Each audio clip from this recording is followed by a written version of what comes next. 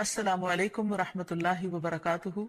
سنتوں کی بات کر رہے تھے تو ان سنتوں کا اجر و ثواب بہت زیادہ ہے۔ رسول اللہ صلی اللہ علیہ وسلم نے فرمایا کہ جس نے ایک دن اور رات میں 12 رکعتیں ادا کی اس کے لیے ان کے بدلے جنت میں گھر بنا دیا جاتا ہے۔ تو سب سے پہلے ہم دیکھتے ہیں فجر کی سنتوں کو۔ فجر سے پہلے 2 سنتیں پڑھی جاتی ہیں۔ حضرت عائشہ سے روایت ہے، وہ کہتی ہیں کہ نبی صلی اللہ علیہ وسلم نوافل میں سے کسی کا اس قدر اہتمام نہیں کرتے تھے جتنا فجر سے پہلے کی 2 رکعتوں کا، یعنی انہیں پابندی سے ادا کرتے تھے۔ یعنی سب سے زیادہ کس چیز کا اہتمام کرتے؟ فجر کی سنتوں کا۔ نبی صلی اللہ علیہ وسلم کسی حال میں بھی یہ سنتیں نہیں چھوڑتے تھے۔ قابوس اپنے والد سے روایت کرتے ہیں، انہوں نے کہا کہ میرے والد نے ایک عورت کو عائشہ رضی اللہ تعالی عنہا کی طرف بھیجا تاکہ وہ ان سے سوال کرے کہ کون سی نماز رسول اللہ صلی اللہ علیہ وسلم کو زیادہ محبوب تھی، یعنی آپ پسند کرتے تھے، یعنی جس پر آپ ہمیشگی کرتے تھے، کبھی بھی آپ اس کو نہیں چھوڑتے تھے۔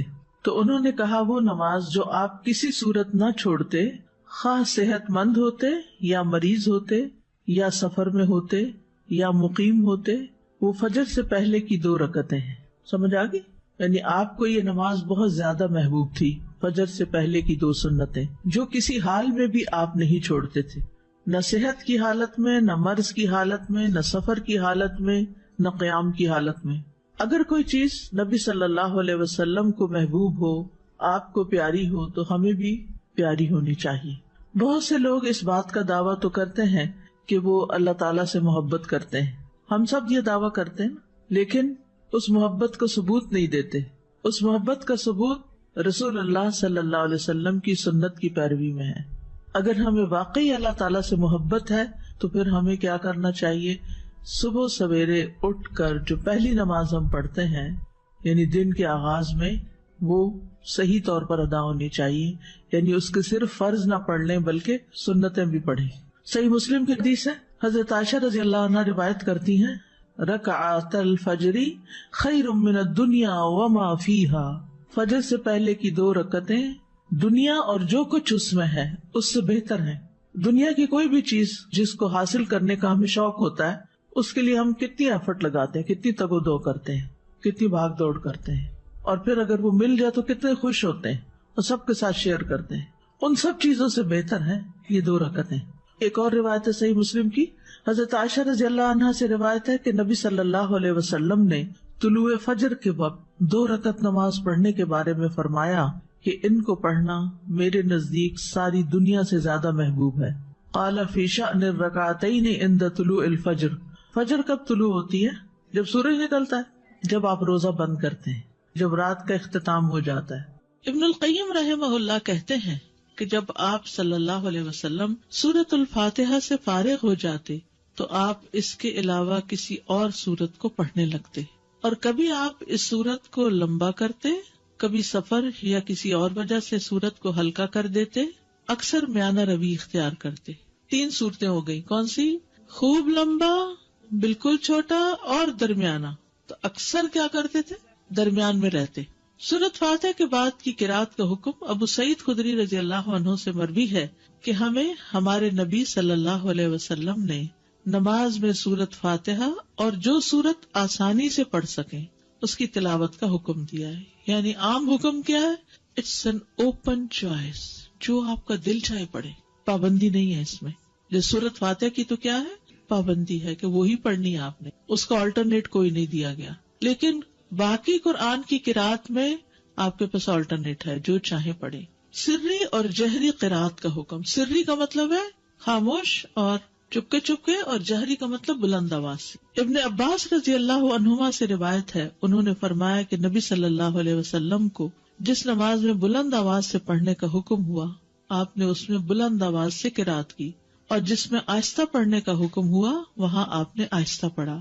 یعنی یہ 2 نمازیں آہستہ اور باقی جہری، یہ آپ کو ایسا ہی کرنے کا حکم ملا ہے۔ وما کان ربک نسیا، تمہارا رب بھولنے والا نہیں ہے۔ ایسا نہیں کہ رب سے بھول ہو گئی ہے کوئی۔ لقد کان لکم فی رسول اللہ اسوۃ حسنہ، تمہارے لیے اللہ کے رسول میں بہترین نمونہ ہے، ان کی پیروی کرنا ہی زیادہ بہتر ہے۔ پھر ہے قدر بلند آواز سے قرات کرنا، ابن عباس رضی اللہ عنہما سے مروی ہے، کہتے ہیں کہ نبی صلی اللہ علیہ وسلم کی قرات اس قدر بلند ہوتی کہ حجرے میں موجود لوگ اس کو سن لیتے، جبکہ آپ گھر کے صحن میں ہوتے تھے، یعنی اپنے گھر میں پڑھ رہے ہوتے تھے اور باہر لوگ سن پاتے تھے. اسی طرح اور صحابہ بھی جب اپنے گھر میں پڑھ رہے ہوتے تھے تو راستے سے گزرنے والوں کو آواز آ رہی ہوتی تھی، اور آپ صلی اللہ علیہ وسلم اندھیرے میں بھی لوگوں کے گھروں کے پاس سے جب گزرتے تو ان کی آوازوں کی وجہ سے ان کے گھروں کو پہچان لیتے تھے. مسجد نبوی میں بھی لائٹ نہیں تھی تو کہاں مدینہ کی گلیوں میں گپ اندھیرے میں بھی آپ کو پتہ چل جاتا تھا کہ یہ کس کا گھر ہے، یہ کس کا ہے، کہ ان کی راتیں آباد ہوتی تھیں اور وہ اونچی آواز میں قرات کر رہے ہوتے تھے. اور جب لائٹ ہی نہیں تھی تو مصحف دیکھ کے کہاں سے پڑھنا ہوتا تھا اس وقت رات کے وقت تہجد میں. ان کے حافظے اچھے تھے، قرآن جتنا نازل ہوتا اس کو یاد کر لیا کرتے تھے. سینکڑوں کی تعداد میں حافظ لوگ موجود تھے، اور ایسے بھی تھے جن کو کچھ نہیں پڑھنا ہوتا تھا. یہ تو ہر دور میں رہا ہے. ام ہانی سے روایت ہے، وہ فرماتی ہے کہ میں اپنے گھر کی چھت پر نبی صلی اللہ علیہ وسلم کی قرات سن لیا کرتی تھی، یعنی اتنی بلند آواز سے آپ پڑھتے. عورت کا بھی جہری نمازوں کو بلند آواز سے پڑھنا. ابن باز رحمہ اللہ کہتے ہیں عورت کے لیے مستحب ہے، یعنی پسندیدہ ہے کہ وہ جہری نماز میں اپنی آواز اونچی کرے، جیسا کہ فجر کی نماز اور رات کی پہلی اور دوسری نماز جیسے مغرب اور عشاء ہے. عورت کے لیے بھی مردوں کی طرح یہ نمازیں جہری پڑھنا مستحب ہیں. ہاں، اگر غیر آدمی اس کے آس پاس ہوں تو ان کے سامنے آہستہ آواز میں سری نماز پڑھنا افضل ہے، اور اگر وہ جہری نمازوں میں بھی آہستہ پڑھ لے تو اس میں کوئی حرج نہیں، یعنی عورت کے لیے چوائس ہے، چاہے تو اونچا پڑھ لے اور چاہے تو دل میں پڑھ لے. سری نمازوں کی قرات.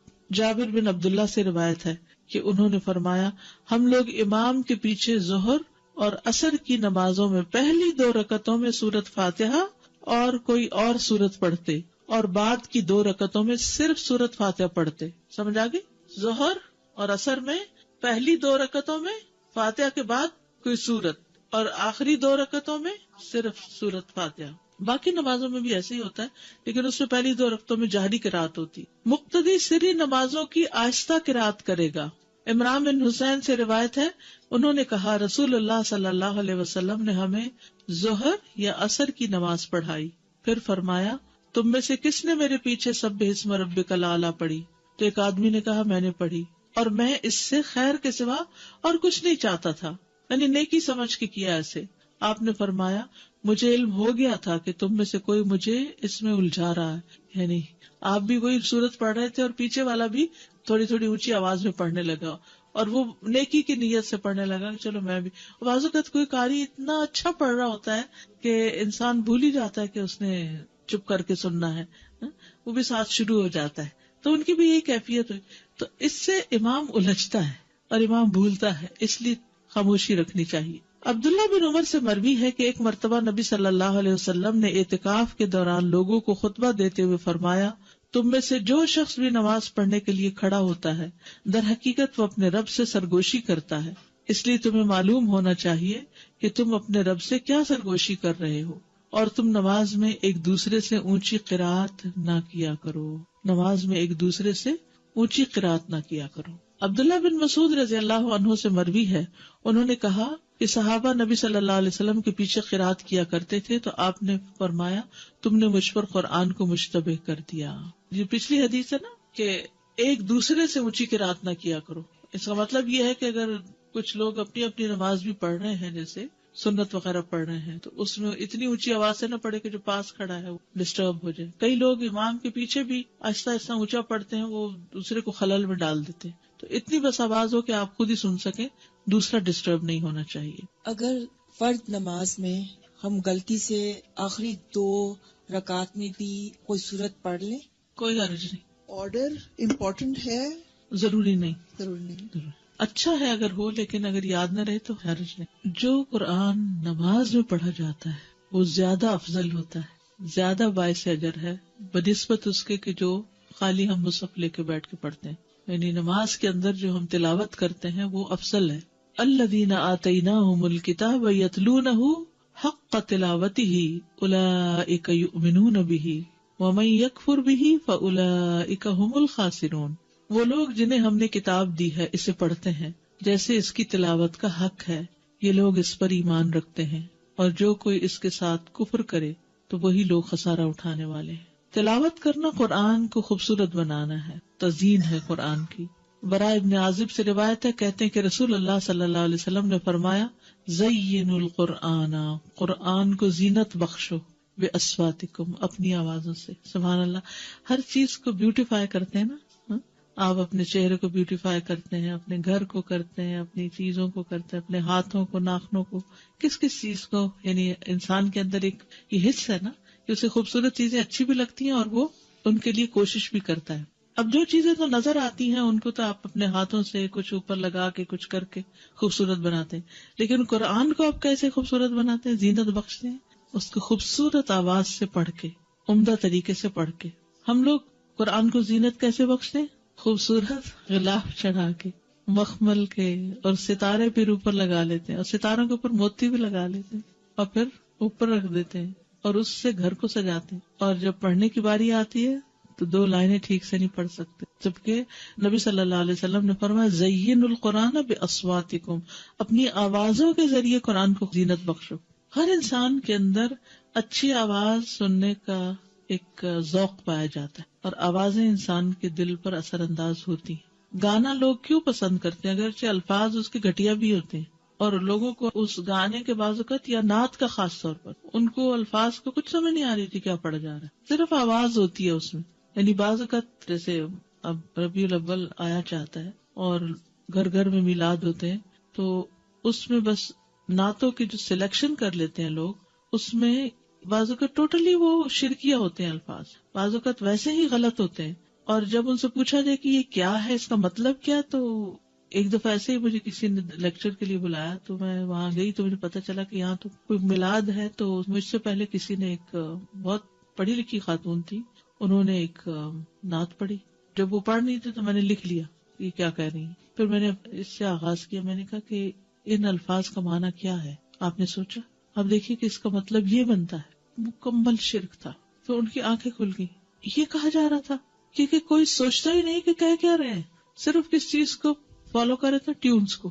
وہ انڈین گانوں کی ٹیونز، کبھی کسی کی کبھی کسی کی، تو صرف کاپی کیا جا رہا ہو. کیونکہ انسان کے اندر ایک طلب ہے نا.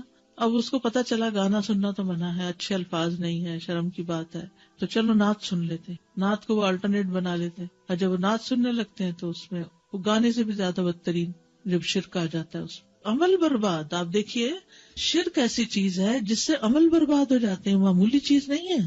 اور ایسی مجلس میں نہیں بیٹھنا چاہیے کہ جس میں شرک کی باتیں ہو رہی ہوں. لیکن بعض اوقات اتفاق ہو جاتا ہے، آپ کے سامنے ایسی چیزیں آ جاتی ہیں تو پھر آپ کا فرض بنتا ہے کہ آپ لوگوں کو سمجھائیں بھی. اور سمجھانے کا طریقہ یہ ہونا چاہیے کہ ان الفاظ کو کھول کے ان کے سامنے رکھ کے انہیں سے پوچھے، ان سے کوشچن کریں. اچھا بعض اوقات کہتے نہیں ہمارا یہ مطلب نہیں، ہم تو یہ کہتے ہیں. بھائی آپ مطلب کچھ بھی بنائے، لفظ تو یہی کہہ رہے ہیں. تو جب انسان صحیح طور پر قرات کر لیتا ہے یا اچھی قرات کا ذوق اس کو ہو جاتا ہے، وہ سننے لگتا ہے، تو آپ یقین کریں دنیا کی کوئی دوسری آواز اچھی بھی نہیں لگتی، کچھ اور پھر دل پہ لگتا ہی نہیں. استاذہ آپ نے جیسے نعت کا ذکر کیا، اب جو ہمارے بچوں کے لیے فتنہ ہے وہ نشید کا ہے. میوزک اس میں ہر طرح کی بیٹ ہے، لیکن نشید کے نام پہ اس کو حلال کر لیا جائے. پھر استاذہ جب قرآن پڑھا جاتا ہے تو اتنا میریکولس ہے کہ اس کی ردم سے کہتے ہیں کہ کافی نان مسلمز کا یہ ریسرچ ہوئی ہے کہ ان کے سامنے صرف قرآن پڑھا جا رہا ہوتا ہے یا قرات وہ کہیں سن لیتے ہیں تو سیدھا دل پہ اثر ہوتا ہے. تو جو کہ میوزک کی یہ بات نہیں ہے. اور جتنی اچھی قرات ہوتی، قاری عبد الباسط کی آواز سن کے تو لوگ مسلمان بھی کئی ہوئے ہیں. اور نبی صلی اللہ علیہ وسلم کا طریقہ یہی تھا کہ لوگوں کو، نان مسلمز کو قرآن کی تلاوت سناتے تھے. اور جب جن کا بھی ہو گیا تھا، سارے جنہوں نے جب سنا تھا آپ صلی اللہ علیہ وسلم کو تلاوت کرتے ہوئے، تو جتنا اثر اس کا ہے اتنا تو آئی ڈونٹ تھنک سو کہ کسی بھی. تو ہماری نمازیں بھی اچھی کیوں نہیں؟ کیونکہ اس میں جو قرات ہم کرتے ہیں وہ قرات ٹھیک نہیں. تو نمازیں ٹھیک ہو جائیں گی تو پھر کیا ہوگا؟ قرآن بھی ٹھیک ہو جائے گا، سب کچھ ٹھیک ہو جائے گا، جس میں قرآن کی قرات بھی ٹھیک ہوگی. استاذہ میں 2-3 سال پہلے عمرہ کے لیے گئی ہوئی تھی، اتفاق سے 12 ربیع الاول کو ہم لوگ مدینہ میں تھے، اور ہم جن گروپ کے ساتھ میں گئے ہوئے تھے تو انہوں نے کہا کہ رات میں آئے، ہمارے یہاں بڑی محفل جمے گی. ہم لوگ تو نہیں گئے، 2 فیملیز تو نہیں گئی، لیکن ایک فیملی چلی گئی اور بولنے لگے وہ ڈائننگ روم میں دروازے بند کر کے پھر وہ اپنی وہی کرنے لگے. اتنا مطلب اس جگہ پہ بھی جا کے اصل میں لوگ جو ہیں وہ عقیدت میں کرتے ہیں، لیکن لا علمی کی وجہ سے کسی اور طرف چل پڑے. تو ہمیں پھر اچھے طریقے سے خیر خواہی کے ساتھ سمجھانا چاہیے. جی آگے چلتے. شقیق بن سلمہ رحمہ اللہ نے کہا عبداللہ کے پاس سے کوئی سونے سے مزین مصحف لے کے گزرا، یعنی سونے کا پانی لگا ہوتا، تو انہوں نے کہا مصحف کو سب سے بہتر چیز جس سے مزین کیا جا سکتا ہے وہ حق کے ساتھ اس کی تلاوت کرنا ہے، سونے کا پانی چڑھانا نہیں بلکہ اچھی قرأت کرنا، ہر حرف پر 10 نیکیاں ملتی ہیں۔ نماز میں 3 آیات کی تلاوت کا اجر، 3 آیات۔ رسول اللہ صلی اللہ علیہ وسلم نے فرمایا کیا تم میں سے کوئی شخص یہ پسند کرتا ہے کہ جب وہ اپنے گھر واپس آئے تو اس میں 3 بڑی فربہ حاملہ اونٹنیاں موجود پائے؟ ہم نے عرض کی جی ہاں۔ آپ نے فرمایا بس 3 آیات جنہیں تم میں سے کوئی شخص اپنی نماز میں پڑھتا ہے وہ اس کے لیے 3 موٹی تازی حاملہ اونٹنیوں سے بہتر ہے، یعنی قل هو اللہ احد اللہ الصمد لم یلد ولم یولد ولم یکن لہ کفوا احد پڑھنا جو ہے اتنا مال اکٹھا کرنے سے بہتر ہے۔ اب یہ صرف میں آپ کو بتا رہی ہوں جو چیز احادیث سے پتہ چلتی ہے کہ نماز میں بھی قرات کا فائدہ کتنا ہے۔ میں نے پہلے عرض کیا نا کہ نماز کے اندر جو قرآن پڑھا جاتا ہے اس کا اجر و ثواب بڑھ جاتا ہے، اور 3 آیتوں کا اجر بھی 3 اونٹنیوں سے، مادی چیزوں سے اس کو برابر کر کے دکھایا گیا، کمپیریزن کیا گیا۔ نماز میں 10 آیات کی تلاوت کا بے حد اجر و ثواب۔ نبی صلی اللہ علیہ وسلم نے فرمایا جس آدمی نے رات کی نماز میں 10 آیات تلاوت کی اس کے لیے اجر کا خزانہ لکھ لیا جاتا ہے، اجر کا خزانہ، اور یہ خزانہ دنیا و ما فیہا سے بہتر ہے۔ اللہ اکبر۔ اور پھر جب قیامت کا دن ہوگا تو تمہارا رب عز و جل فرمائے گا پڑھتا جا اور ہر آیت کے بدلے میں 1 درجہ چڑھتا جا، یہاں تک کہ جو سب سے آخری آیت اس کو یاد ہوگی اس تک پہنچ جائے گا۔ تب تیرا رب عز و جل بندے سے فرمائے گا مٹھی بھرو، وہ بندہ اپنے ہاتھ کے اشارے سے کہے گا اے رب تو خوب جانتا ہے کہ کیا بھروں، تو وہ فرمائے گا کہ ایک ہاتھ میں ہمیشگی اور دوسرے میں نعمتیں بھر لو۔ اور یہ اجر و ثواب ہے کس چیز کا؟ نماز میں قرآن کی تلاوت کا۔ 10 آیات کی تلاوت غفلت سے نکالنے کا سبب ہے، اور یہ سب نماز سے متعلق اجر ہے۔ وہ جو آپ پڑھتے ہیں نا ہر حرف پہ 10 نیکیاں، وہ نماز یا نماز کے علاوہ سب جگہ، لیکن یہ اب نماز کے اندر پڑھنے لگے تو اجر کتنا بڑھ گیا۔ رسول اللہ صلی اللہ علیہ وسلم نے فرمایا جس شخص نے 10 آیتوں سے قیام کیا وہ غافلوں میں نہیں لکھا جاتا، یعنی وہ غافل نہیں۔ 100 آیات کی تلاوت فرما برداری کی علامت ہے۔ ومن قام ب100 آیۃ کتب من القانتین، اور جو 100 آیتوں سے قیام کرے وہ فرما برداروں میں لکھا جاتا ہے، قوموا للہ قانتین میں اس کا شمار ہو جاتا ہے۔ رسول اللہ صلی اللہ علیہ وسلم نے فرمایا جس نے رات کی نماز میں 100 آیات کی تلاوت کی اسے غافلین میں نہیں لکھا جاتا، اسے فرما برداروں میں لکھ لیا جاتا ہے۔ 1000 آیات کی تلاوت کا بے انتہا اجر۔ رسول اللہ صلی اللہ علیہ وسلم نے فرمایا جو 1000 آیات سے قیام کرے وہ بے انتہا ثواب جمع کرنے والوں میں لکھا جاتا ہے۔ تو اس کے لیے حرص ہونی چاہیے کہ کچھ صورتیں زبانی آتی ہوں جنہیں ہم نماز میں پڑھ سکیں۔ 30واں پارہ تو کرنا ہی کرنا چاہیے، اور اس کے لیے میں نے آپ کو ایک ہوم ورک دیا تھا کہ آپ ایک اسکیجول بنا لیں 30ویں پارے کو پڑھنے کا، کہ فجر میں کون سی صورتیں پڑھنی اور ظہر میں اور عصر میں ترتیب بنا لیں، تو اس سے یہ ہوگا کہ انشاءاللہ بہت کچھ نماز میں پڑھ سکتے ہیں۔ جی مغرب، عشاء، تہجد یہ سب اس میں آتا ہے۔ ایون فجر بھی آپ دیکھیں دن نکلنے سے پہلے پڑھی جاتی ہے۔ فجر کی نماز میں قرات، حضرت عائشہ سے روایت ہے، انہوں نے فرمایا کہ نبی صلی اللہ علیہ وسلم صبح کی نماز فجر سے پہلے ہلکی پھلکی سی 2 رکعتیں پڑھتے تھے، حتیٰ کہ میں سوچتی کہ شاید آپ نے ام الکتاب نہیں پڑھی، نہیں سورۃ فاتحہ بھی نہیں پڑھی۔ یعنی فجر سے پہلے کی 2 سنتیں ہلکی ہلکی، اور اس میں ایک میں قل یا ایھا الکافرون اور دوسری میں قل ھو اللہ۔ حضرت عائشہ کہتی کہ رسول اللہ صلی اللہ علیہ وسلم فجر سے پہلے 2 رکعت سنت پڑھتے اور کہا کرتے تھے کہ یہ دونوں صورتیں جو فجر کی 2 رکعتوں میں پڑھی جاتی ہیں کیا ہی بہتر ہیں، قل ھو اللہ احد اور قل یا ایھا الکافرون، کیا ہی بہتر ہے، کتنی اچھی ہیں۔ اور کہنے والا کثر اچھا بس قل یا ایھا الکافرون نہیں، اگر نبی صلی اللہ علیہ وسلم نے ان کی تعریف کر دی تو یہی پڑھنا زیادہ افضل ہے کچھ اور پڑھنے سے۔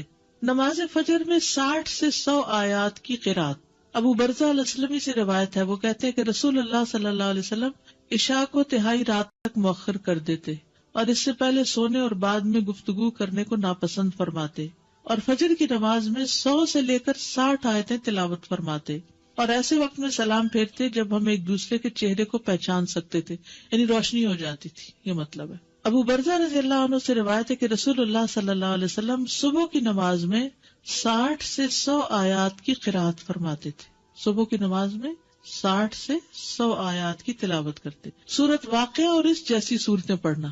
جابر بن سمرہ فرماتے ہیں کہ رسول اللہ صلی اللہ علیہ وسلم بھی تمہاری نمازوں کی طرح نمازیں پڑھایا کرتے تھے جس طرح آج کل تم پڑھاتے ہو، لیکن وہ نماز میں تخفیف فرماتے نہیں، ہلکا پڑھاتے تھے، اور ان کی نماز تمہاری نماز سے ہلکی ہوتی تھی.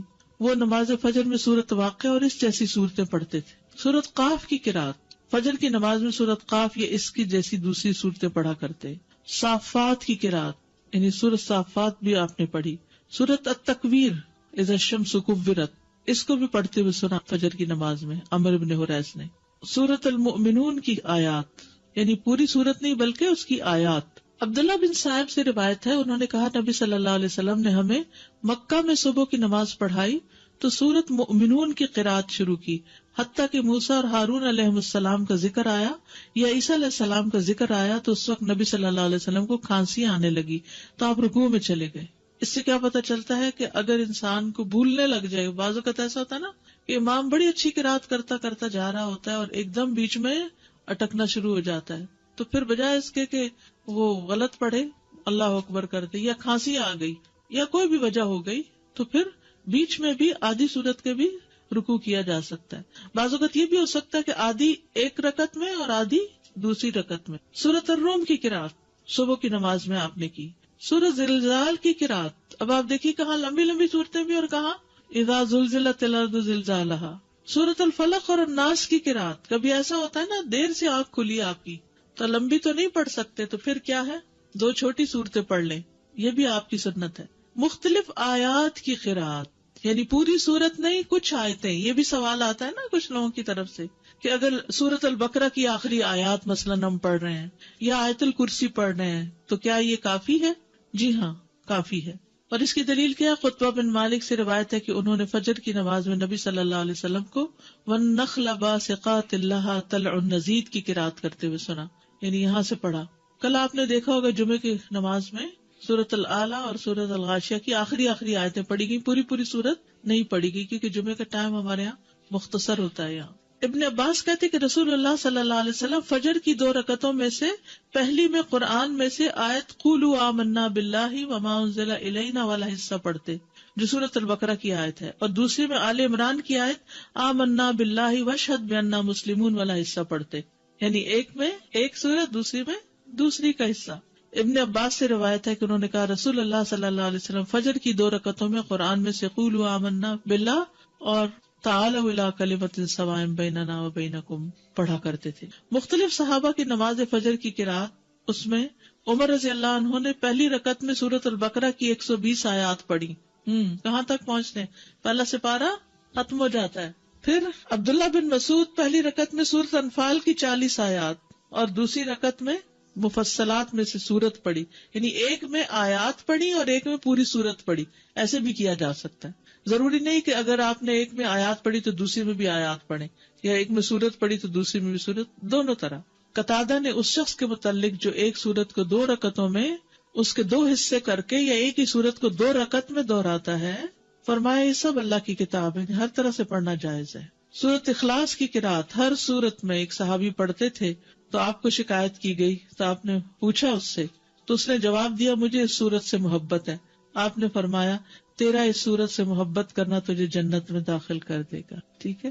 اچھا، جمعے کے دن فجر کی نماز کی پہلی رکعت میں سورت السجدہ اور دوسری میں الدہر پڑھا کرتے تھے. اچھا، یہ جو ساری احادیث آپ کے سامنے میں نے رکھی ہیں، اس سے آپ کو سمجھ میں کیا آیا؟ پہلے تو حفظ ہونی چاہیے، بالکل ٹھیک ہے. ہم لمبی بھی پڑھ سکتے ہیں، ایز پر سچویشن چھوٹی بھی پڑھی جا سکتی ہے. آیات بھی کسی سورت کے منتخب کر کے پڑھ سکتے ہیں اور پوری سورت بھی پڑھ سکتے ہیں. جی، فجر کی نماز لمبی پڑھی ہے. اب آگے ظہر اور عصر مغرب سب نمازوں کا انشاءاللہ ذکر کریں گے کہ کیا کیا پڑھا ہے. مجھے ذاتی طور پر اس کا بڑا ہی شوق ہوتا تھا کہ پتہ چلے کہ آپ کیا پڑھتے تھے، کس نماز میں کتنا پڑھتے تھے. تو انشاءاللہ یہ چیزیں آپ کے سامنے آئیں گی تاکہ اس میں سے جو چاہیں آپ پھر اختیار کر لیں. ٹھیک ہے.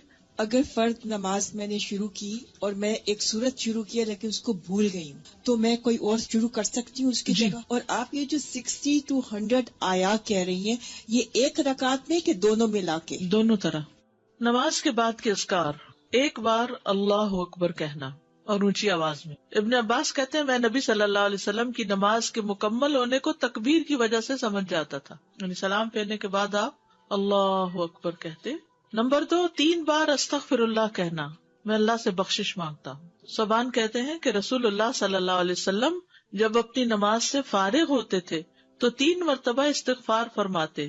ولید کہتے ہیں کہ میں نے اوزائی سے پوچھا آپ استغفار کس طرح فرمایا کرتے تھے، تو انہوں نے کہا آپ اس طرح فرماتے استغفر اللہ استغفر اللہ استغفر اللہ. اس کی کیا حکمت ہے؟ نماز کے بعد استغفار کرنے. استغفار کا مطلب ہے بخشش مانگنا، یعنی اگر کوئی ہم سے غلطی ہو گئی ہے، بھول چوک ہو گئی ہے، تو اللہ تعالیٰ اس کو معاف کر دینا اور ہماری نماز قبول کر لیں غلطی معاف کر کے. نمبر 3، اللہم انت السلام ومنک السلام تبارکت ذی الجلال والاکرام. استغفار کے بعد صوبان رضی اللہ عنہ کہتے ہیں کہ رسول اللہ صلی اللہ علیہ وسلم جب اپنی نماز سے فارغ ہوتے تو 3 مرتبہ استغفار فرماتے اور یہی پڑھتے اللہم انت السلام آخر تک.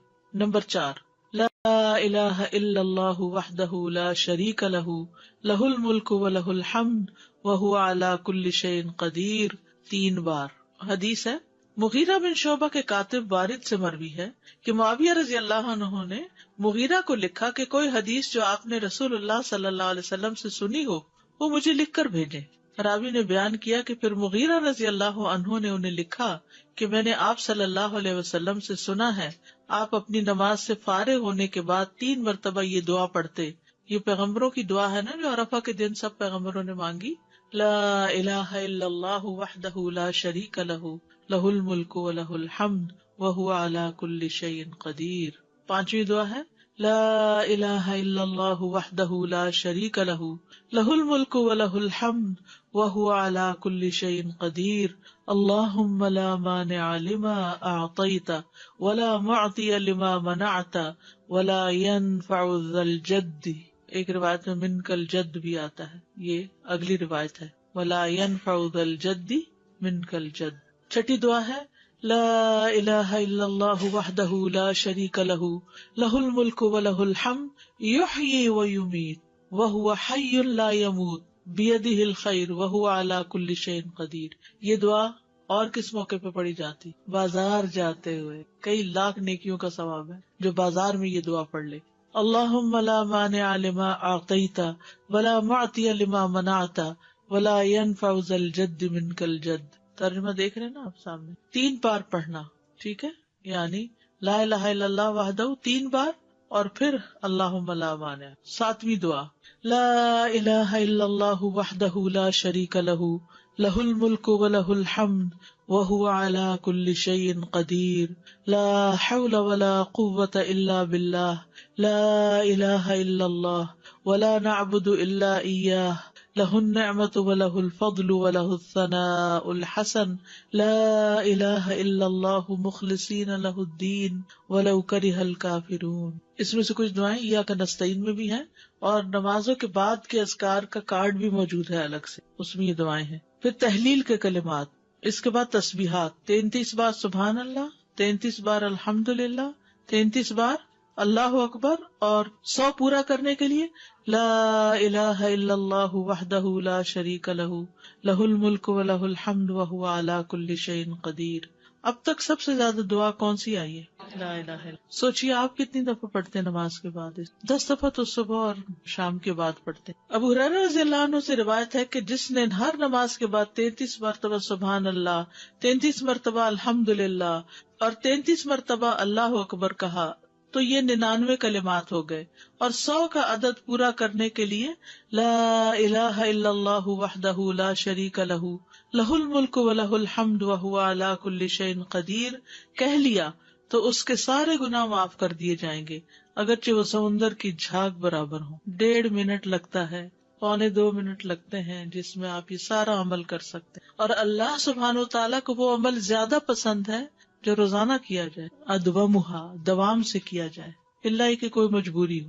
اس میں آپ دیکھیے نماز پڑھ لی آپ نے 10 منٹ میں، فرض پڑھ لیے تو یہ 2 منٹ میں کیا مشکل ہے، 2 سے بھی کم منٹ لگتے ہیں. بعض روایات میں اللہ اکبر 34 بار پڑھنے کا بھی آتا ہے. یہ تسبیحات 10 دفعہ بھی پڑھی جا سکتی. عبداللہ ابن عمر سے مروی ہے کہ نبی صلی اللہ علیہ وسلم نے فرمایا 2 خصلتیں یا 2 عادتیں ایسی ہیں کہ اگر کوئی مسلمان بندہ ان کی پابندی کر لے تو جنت میں داخل ہوگا. پابندی اور وہ بہت آسان ہے مگر ان پر عمل کرنے والے بہت کم ہیں. ایک یہ ہے کہ ہر نماز کے بعد 10 مرتبہ سبحان اللہ، 10 مرتبہ الحمدللہ اور 10 مرتبہ اللہ اکبر کہے. تو زبان کی ادائیگی کے اعتبار سے 150 بار ہے، یعنی ساری نمازوں میں، مجموعی طور پر 5 نمازوں کے بعد، اور ترازو میں 1500 ہوں گے. اور جب سونے کے لیے اپنے بستر پر آئے تو 34 بار اللہ اکبر، 33 بار الحمدللہ اور 33 بار سبحان اللہ کہے. زبان کی ادائیگی کے اعتبار سے تو یہ 100 ہے، مگر میزان میں یہ تسبیحات 1000 ہوں گی. رات کو جو سوتے ہوئے پڑھے جاتے تسبیحات فاطمہ، سب تھکاوٹ اتارنے کے لیے. یقیناً میں نے رسول اللہ صلی اللہ علیہ وسلم کو دیکھا، آپ انہیں اپنے ہاتھ سے شمار کرتے تھے.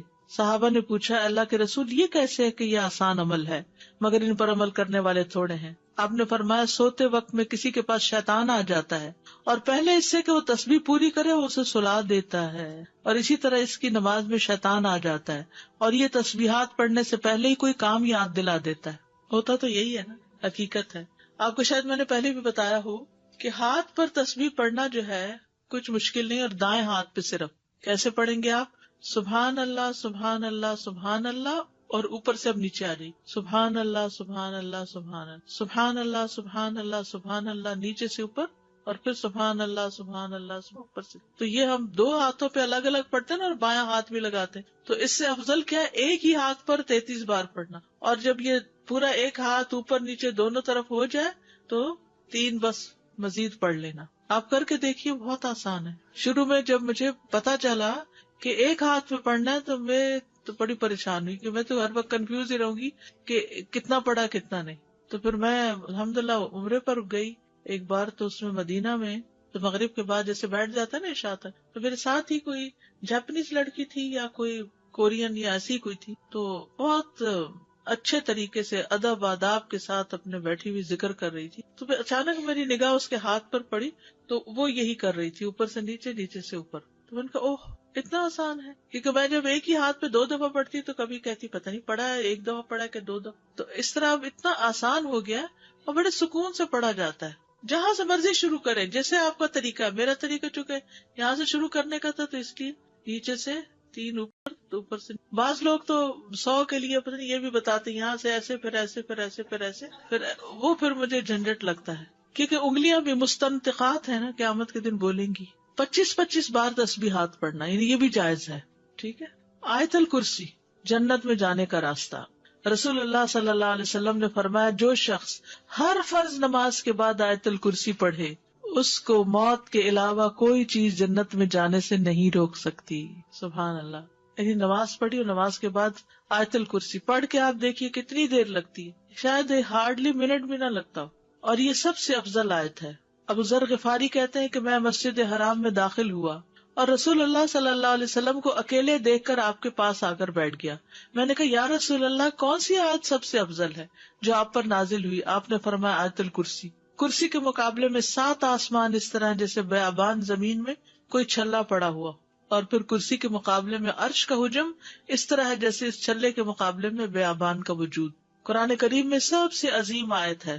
جو آپ نے ابی ابن کعب سے پوچھا تھا تو انہوں نے جب جواب دیا تو آپ نے فرمایا کہ ابو المنذر تمہیں علم مبارک ہو.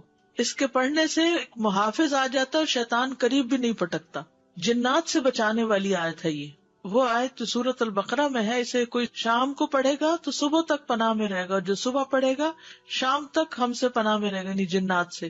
معوذات، سورۃ الاخلاص، سورۃ الفلق، سورۃ الناس، یہ بھی ایک بار پڑھنا ہوتی ہے نماز کے اذکار میں. عقبہ بن عامر کہتے ہیں کہ رسول اللہ صلی اللہ علیہ وسلم نے مجھے حکم دیا تھا کہ میں ہر نماز کے بعد معوذات پڑھا کروں. ہر نماز کے بعد معوذات پڑھا کروں. معوذات کی فضیلت کیا ہے؟ ان کی مثل پچھلی کتب میں کوئی صورت نہیں. یہ اتنی افضل صورتیں ہیں. رسول اللہ صلی اللہ علیہ وسلم نے فرمایا اے عقبہ بن عامر کیا میں تمہیں ایسی صورتیں نہ سکھاؤں جو نہ تورات میں نازل ہوئی، نہ زبور میں، اور نہ انجیل میں، اور نہ ان جیسی فرقان میں ہے. تم پر ایک رات بھی ایسی نہ آئے کہ تم ان کو نہ پڑھو. جیسے ہم کہتے ہیں نا ایک دن بھی نہ آئے، جیسے عربی میں کہتے ہیں ایک رات بھی نہ گزرے. رسول اللہ صلی اللہ علیہ وسلم نے فرمایا تم نہیں دیکھتے کہ آج کی رات ایسی آیات اتری ہیں کہ ان کی طرح کبھی دیکھی نہیں گئی، اور وہ ہیں قل اعوذ برب الفلق اور قل اعوذ برب الناس، انتہائی بلیغ صورتیں، سب سے افضل تعوذ ہے یہ۔ پہلے نبی صلی اللہ علیہ وسلم اور کلمات پڑھتے تھے، جب یہ صورتیں نازل ہوئی تو اور ذکر چھوڑ کر انہی کو پڑھنے لگے۔ نظر بد سے کفایت کرنے والے کلمات ہیں، یعنی اگر کسی کو ڈر ہو کہ اس کو نظر لگے گی یا لگ چکی ہو تو اس کے علاج کے لیے بھی۔ ابو سعید سے روایتیں کہتے ہیں کہ رسول اللہ صلی اللہ علیہ وسلم جنوں اور انسانوں کی نظر بد سے پناہ مانگتے تھے، حتیٰ کہ معوذتین نازل ہوئی۔ پھر جب معوذتین نازل ہوئی تو آپ نے ان کو لازم پکڑ لیا اور ان کے سوا دوسروں کو ترک کر دیا۔ نمبر 11، رب اعنی علی ذکرک و شکرک و حسن عبادتک۔ معاذ بن جبل کہتے ہیں کہ رسول اللہ صلی اللہ علیہ وسلم نے میرا ہاتھ پکڑا اور فرمایا میں تم سے محبت رکھتا ہوں اے معاذ۔ میں نے عرض کیا میں بھی آپ سے محبت کرتا ہوں یا رسول اللہ۔ تو رسول اللہ صلی اللہ علیہ وسلم نے فرمایا تم پابندی سے ہر نماز میں یہ دعا مانگا کرو، رب اعنی علی ذکرک و شکرک و حسن عبادتک، اور آپ نے یہ ان کو وصیت کی تھی کہ کبھی نہ چھوڑنا اس کو۔ نمبر 12، رب قنی عذابک یوم تبعث عبادک، اے رب مجھے اس دن کے عذاب سے بچانا جس دن تو اپنے بندوں کو اٹھائے گا۔ پھر ہے نمبر 13، اللہم انی اعوذ بک من الکفر والفقر وعذاب القبر، کفر، فقر اور عذاب قبر سے تیری پناہ میں آتا ہوں اے اللہ۔ پھر اللہم اغفر لی ما قدمت وما اخرت وما اسررت وما اعلنت وما اسرفت وما انت اعلم به منی، انت المقدم وانت المؤخر لا الہ الا انت۔ یہ اگلے پچھلے ظاہری باطنی سب گناہوں کی معافی کا اعلان ہے اس میں۔ پھر 15 نمبر پہ سبحانک اللہم وبحمدک استغفرک واتوب الیک، اچھے عمل پہ مہر لگانے والے کلمات ہیں یہ، یعنی جو شخص کسی مجلس میں بیٹھے پھر اس سے کچھ غلط باتیں ہو جائیں تو جب یہ کلمات آخر میں پڑھے گا تو وہ معاف ہو جائیں گے، کفارہ ہو جائے گی اس مجلس کا۔ نمبر 16، رب اغفر لی وتب علی انک انت التواب الغفور۔ ایک انصاری صحابی کہتے کہ میں نے رسول اللہ صلی اللہ علیہ وسلم کو نماز کے بعد یہ دعا 100 دفعہ پڑھتے ہوئے سنا، رب اغفر لی وتب علی انک انت التواب الغفور۔ پھر اللہم انی اعوذ بک من الجبن واعوذ بک ان ارد الی ارذل الامور واعوذ بک من فتنۃ الدنیا واعوذ بک من عذاب القبر۔ پھر ہے اللہم اغفر لی وارحمنی واہدنی وارزقنی۔ استاذہ ان ساری دعاؤں کو آرڈر میں پڑھنا ضروری ہے یا کسی بھی آرڈر یہ میں تو پڑھ سکتے لکھنے ہیں؟ کی ترتیب ہے، لیکن شروع کے جو ہے نا جی۔ اللہ اکبر استغفر اللہ استغفر اللہ وہ استغفر اسی اللہ order میں اللہم ہے۔ انت السلام منک السلام، یہ آرڈر میں تینوں پڑھنا ہے، ٹھیک ہے۔ اس کے بعد آپ آیت الکرسی پڑھیں یا تسبیحات پڑھیں یا پھر جو بھی دعا چاہیں پڑھیں۔ ان میں سے یہ ہے کہ ایک پوسٹر بھی بنایا گیا تھا اور ایک انشاءاللہ یہاں بھی میں چاہ رہی تھی کہ چھپوا کے دے دیں، اس میں یہ ساری تو نہیں آ سکیں گی لیکن موٹی موٹی دعائیں جو ہیں وہ آ جائیں گی۔ تو میں نے تو جو اپنا قرآن مجید ہے وہ ایک پرنٹ آؤٹ سا نکال کے دعاؤں کا، قرآن مجید کے جو جسے دیکھ کے پڑھتے ہیں نماز میں، اس کے اندر نشانی کے طور پہ اس کو رکھا ہوا پلاسٹک میں ڈال کے، تو جب میں نماز شروع کرتی ہوں تو اس کو نکال کے سائڈ پہ رکھ لیتی ہوں، جب نماز ختم کرتی ہوں تو پھر جو یاد ہیں اور جو نہیں پوری طرح یاد، ان کو جو یاد ہے بس ہنٹ دیکھتی جاتی ہوں اور پڑھتی جاتی ہوں، جو نہیں یاد ان کو دیکھ کے پڑھ لیتی ہوں۔ تو اس سے کیا فائدہ ہوتا ہے کہ اس طرح پڑھی جاتی ہیں، ورنہ تو وہ بھی بھول جاتا ہے کون کون سی تھی، یا تو بچپن میں یہ سب سیکھ لیتے نا، پھر مشکل نہیں، جیسے نماز ہم نے اول سے آخر سیکھی ہوئی ہے نا تو وہ ایک گاڑی دوڑ پڑتی ہے، لیکن یہ دعائیں تو ہم نے بڑے ہو کر ہی سیکھی ہے نا، اور کچھ نئی نئی پھر پتہ چل جاتی ہے تو وہ ایڈ ہو جاتی ہیں۔ تو اس طرح بھی آپ آسانی سے رکھ سکتے ہیں تاکہ یاد رہے، یا آپ کہیں سائڈ پر پیسٹ کر دیں اور آپ پڑھتے رہیں، جب دعا بھول جائے تو ذرا سا ایک نظر ریمائنڈر کے لیے دیکھ لیں، کسی وال پہ لگا دیں، کپڑ پہ قریب ہی جہاں آپ نماز پڑھتے ہو، دور کہیں چلے گی تو پھر رہ جائے گی۔ بک سٹور سے بڑا سا پوسٹر بھی ملتا ہے، اگر کسی کے گھر میں ایسی وال ہے جس میں فل سائز پوسٹر آ جائے تو وہ بھی لگایا جا سکتا ہے، لیکن چھوٹے انشاءاللہ ہم چھپوا رہے ہیں تو وہ بھی آپ کو دے دیں گے۔ اردو انگلش ترجمے والے کارڈز کچھ موجود ہیں، اگر آپ وہ لے لینا، کیونکہ ہر وقت کتاب نہیں ساتھ اٹھائی جا سکتی، آپ کے بیگ میں ہو رکھا ہوا، کہیں بھی آپ سفر پر بھی ہیں، کہیں بھی ہو، نماز کے بعد بیگ سے نکال کے پڑھ لیتے ہیں۔ الہدا کی ایپ پر بھی ہیں، اس پہ ڈاؤن لوڈ کر لیں۔ بس میں تو نماز ہو، قرآن کا وقت ہو، لیسن کی تیاری کا ہو، ڈر کے مارے فون کو ہاتھ نہیں لگاتی۔ جی سفر کے لیے ٹھیک ہے، کیونکہ فون کو ہاتھ لگ گیا تو بچنا مشکل ہے اور خوشبو بھی چلا جاتا ہے۔ اور ویسے بھی دیکھیے مصحف سے دیکھ کے یا ایک سالڈ چیز سے دیکھ کے پڑھنا اور ہی بات ہے، استاذہ یہ ابھی ذکر میں جو ہم نے معوذتین پڑھی تو کیا ہر دفعہ کیونکہ ہم 3 دفعہ پڑھتے ہیں ایک دفعہ کافی نہیں تو اس میں ہر سورت سے پہلے بسم اللہ پڑھنی مطلب ضروری ہے کہ نہیں؟ سورہ الاخلاص پڑھی پھر اس کے بعد جب سورہ فلق شروع کریں گے تو بسم اللہ دوبارہ اس کے ساتھ ضروری نہیں ہے، کیونکہ بسم اللہ 2 سورتوں کے بیچ میں نشان ہے. ایک سورت ختم ہوئی اور دوسری شروع ہوئی، وہ مستقل آیت ہے، آیا مستقلہ، وہ سورت کا حصہ نہیں ہے. ٹھیک ہے، تو اس کے بغیر بھی سورت پڑھی جا سکتی ہے. ٹھیک ہے، مطلب ذکر کرتے ہوئے کنٹینیوسلی. جی ہاں، پڑھ سکتے ہیں. جی استاد، جیسے میں فجر کی نماز پڑھتی ہوں تو میری بیک میں پرابلم ہے، مجھے آرتھرائٹس ہے، تو میں کوشش کرتی ہوں کہ اپنی جو دعائیں ہیں وہ اپنے بیڈ پہ بیٹھ کے ذرا کمر کو ٹیک لگا کے پڑھ لوں. تو از اٹ اوکے؟ بیڈ کے قریب ہی مصلی ہوتا ہے. جی بس ٹھیک ہے. مجھے صرف دعا کے حوالے سے سوال کرنا تھا کہ ہم دعا کرتے ہیں نیک بندوں کے لیے اور صالحین کے لیے. بظاہر جو لوگ نیک اور صالحین کی کیٹیگری میں نہیں آتے، ہم جج نہیں کر رہے، لیکن بظاہر کیا ہم ان کے لیے دعا کر سکتے ہیں؟ سب کے لیے. ہمارا گمان یہ ہونا چاہیے کہ کچھ لوگوں کی نیکیاں ظاہر ہوتی ہیں اور کچھ کی ہڈن ہوتی ہیں. جی بالکل. ہم ان کے نام لے کے بھی کر سکتے ہیں. نماز میں تو نہیں نام لیں گے، لیکن بعد میں جی ہاں بالکل کر سکتے.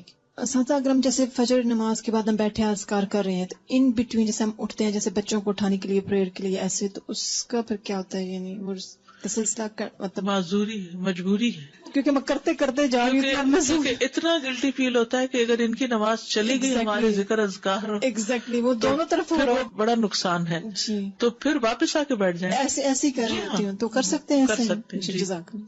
جب عشاء کی نماز پڑھتے ہیں رات کو تو وہ آخری نماز ہو تو اس کے بعد جو تسبیحات کرتے ہیں تو بیڈ پہ دوبارہ جب جاتے ہیں تو وہ ہو جائے گا بیچ میں 1.5 منٹ کی بات. ٹھیک ہے. نماز فجر اور نماز مغرب کے کچھ دیگر اذکار، یعنی باقی نمازوں کے سب کے ایک ہے، فجر اور مغرب میں کچھ اور بھی ہے.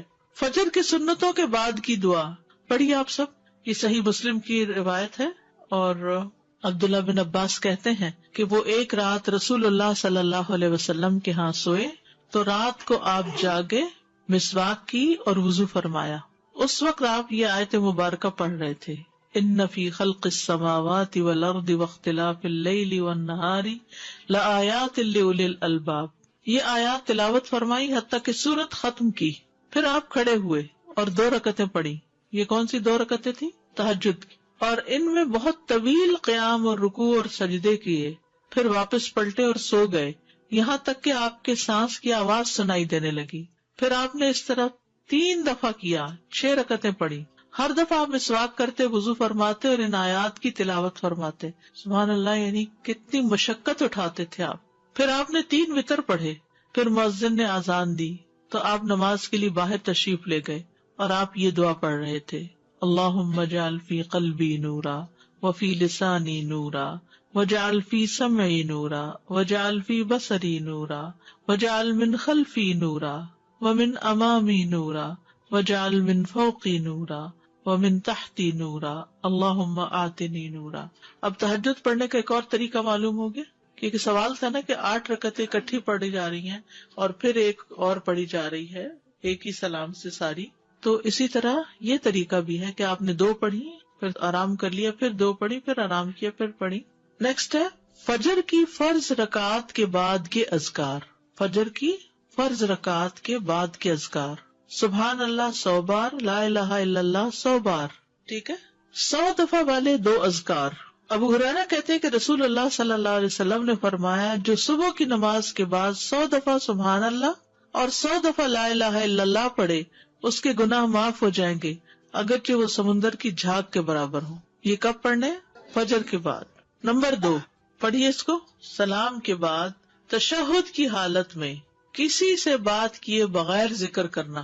کسی سے بات کیے بغیر ذکر کرنا. ابو ذر سے مروی ہے کہ رسول اللہ صلی اللہ علیہ وسلم نے فرمایا، جو شخص فجر کی نماز کے بعد نماز میں تشہد میں بیٹھنے کی طرح اپنی ٹانگ کو دوہرا کیے ہوئے ہو اور کسی سے بات کیے بغیر 10 مرتبہ لا الہ الا اللہ وحدہ لا شریک لہ لہ الملک ولہ الحمد یحیی ویمیت وہو علی کل شیء قدیر پڑھے گا، اس کے لیے 10 نیکیاں لکھ دی جائیں گی، اس کے 10 گناہ معاف کر دیے جائیں گے، اس کے 10 درجات بلند کر دیے جائیں گے، اور وہ اس دن ہر برائی سے محفوظ رہے گا اور اسے شیطان کی پہنچ سے دور کر دیا جائے گا، اور اس دن اللہ کے ساتھ شرک کے علاوہ کوئی گناہ اس لائق نہیں کہ اس کو پکڑ میں مبتلا کر دے۔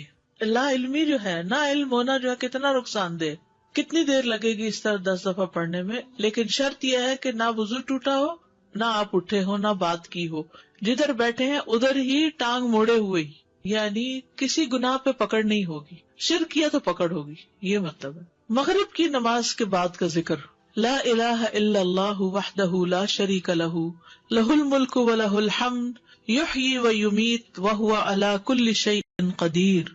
سلام کے بعد تشہد کی حالت میں ذکر کرنا۔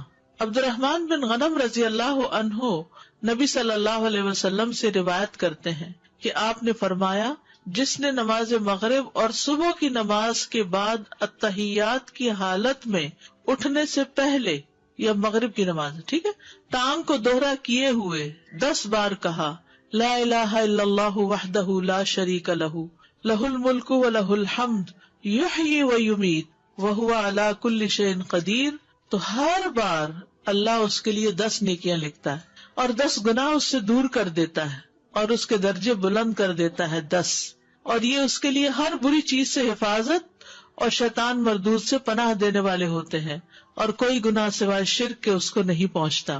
یہ اس روز عمل میں سب لوگوں سے افضل ہوتا ہے سوائے اس شخص کے جس نے اس کے برابر ان کلمات کو پڑھا ہو یا اس سے بھی زیادہ۔ اور پھر انہی کلمات کو مغرب کے وقت اگر پڑھتا ہے انسان مغرب کے بعد، تو اس کا فائدہ کیا ہے؟ سنن ترمذی کی روایت میں آتا ہے، جو شخص لا الہ الا اللہ وحدہ لا شریک لہ لہ الملک ولہ الحمد یحیی ویمیت وہو علی کل شیء قدیر مغرب کے بعد 10 بار پڑھے گا، اللہ اس کی حفاظت کے لیے اسلحہ بردار فرشتے بھیجے گا جو اس کی صبح تک شیطان سے حفاظت کریں گے، صبح تک شیطان سے حفاظت۔ تو آپ سوچئے کہ کتنا بڑا اجر و ثواب اور کتنی بڑی پروٹیکشن ہے، کیونکہ بعض اوقات سارا وقت موڑنا مشکل ہوتا ہے۔ افضل پوزیشن نماز کے بعد اذکار کرنے کی کیا ہے؟ 2 زانوں کے بیٹھنا، لیکن اگر آپ اتنی دیر بیٹھ ہی نہیں سکتے، کچھ لوگوں کی تو ٹانگ مڑتی بھی نہیں ہے گھٹنوں کی تکلیف کی وجہ سے، تو پھر ایسی صورت میں 4 زانوں کے بھی بیٹھ سکتے ہیں۔ اگر نیچے بالکل ہی نہیں بیٹھا جا رہا تو پھر کرسی پہ بیٹھ جائیں۔ اللہ کو تو پتا ہے کہ آپ کیوں ایسے کر رہے ہیں، صرف ریسٹ کے لیے نہیں بلکہ مجبوری کے تحت، اس میں کنسنٹریشن زیادہ ہوتی ہے۔ نماز میں التحیات ہمیں ایسے کیوں پڑھنے کے لیے کہا گیا؟ اور کچھ پوزیشن تو بیٹھنا ہی بھی منع ہے۔ کون سی پوزیشن بیٹھنا منع ہے؟ ہاں، ایسے گھٹنے اوپر کر کے، کیونکہ یہ بہت ریلیکسنگ سی پوزیشن ہے نا، اس میں انسان عام طور پر جب بالکل کیئر فری بیٹھنا ہوتا ہے تو اس طرح بیٹھا ہوا ہوتا ہے نا، ریسٹ ریلیکس کرنے کے لیے۔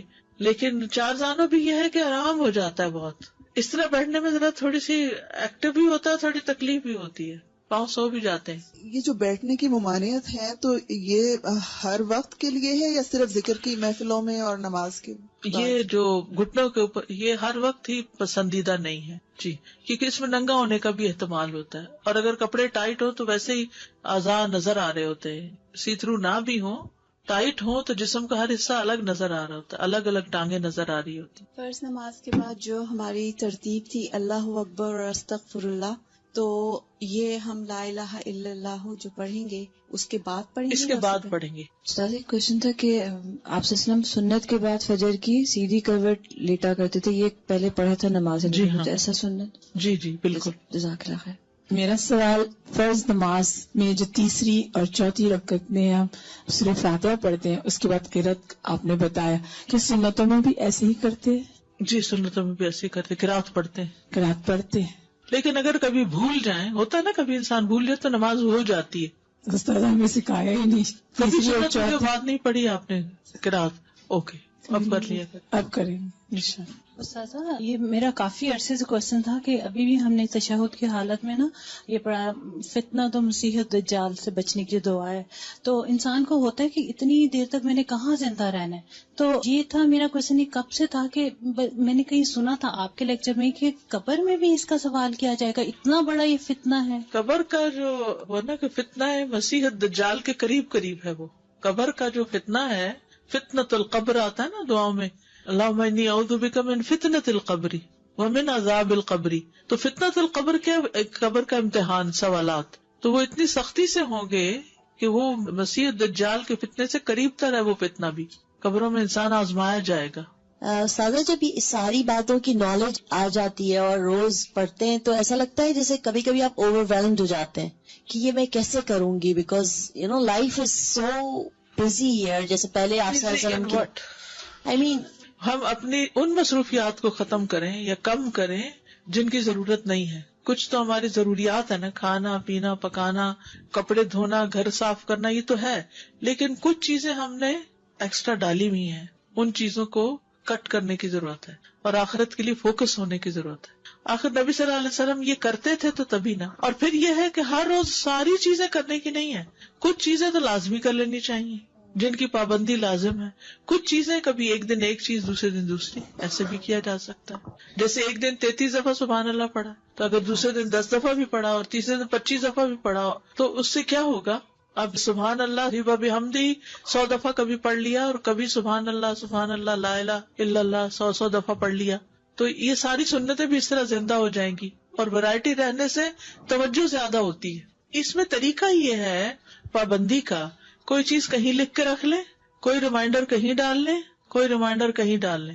پھر آپ دیکھیں گے شروع میں ہر چیز مشکل ہوگی، اوور ویلم ہوں گے، لیکن کرتے کرتے کرتے یہ آپ کی عادت بن جائے گی کہ اس کے بغیر چین بھی نہیں آئے گا. یہ خاتون بہت زور سے نماز پڑھتی ہے اپنے 7-8 سال کے بچے کو سکھانے کے لیے، ساری نمازیں ہی. Is it right? کب تک وہ اس طرح کریں گی؟ I don't know. انہوں نے مجھ سے پوچھا میں صحیح کرتی ہوں، میں نے کہا میں پوچھ کے بتاؤں گی. انہیں کہیں کہ بس ایک نماز جیسے سکھا لیں اور نماز کے علاوہ بھی بیٹھ کے سکھائیں بچے کو، نفل نماز کر لیں ایسے. اوکے. سبحانک اللہم و بحمدک اشہد ان لا الہ الا انت استغفرک و اتوب الیک. السلام علیکم و رحمۃ اللہ وبرکاتہ.